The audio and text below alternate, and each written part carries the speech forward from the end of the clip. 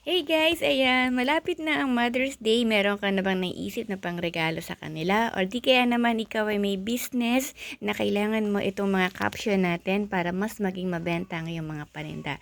So ito yung highly recommended natin para sa iyong shop. So ito is pang bouquet topper or pwede rin naman siya na pang cake topper.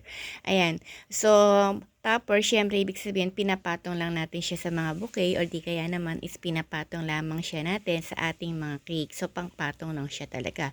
Anim na designs ang available natin at syempre, dalawang size lang yung meron tayo. So, meron tayong big size, eto.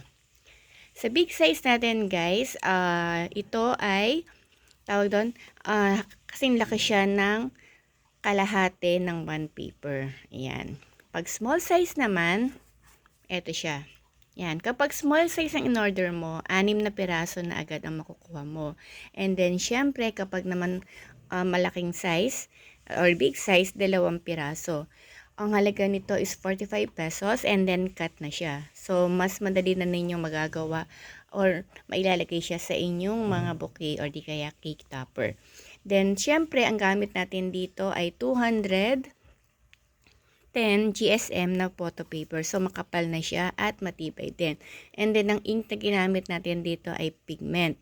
So, ibig sabihin, kung bumili man kayo ng maraming stocks and then later on may natira sa inyo, hindi siya agad kukupas. Ayan, pangmatagalan na kasi kapag pigment ink ang ginagamit natin. Ayan siya guys. So, ito is available na sa ating orange, blue, at black app. All you have to do is to click it and check out. Ilalagay ko na lang sa comment section or ipipin ko na lang ito sa comment section natin para na sa ganon is ma-redirect na po kayo sa ating shop. So that will be all for today's video. Happy Mother's Day mga kamamshis. Bye for now!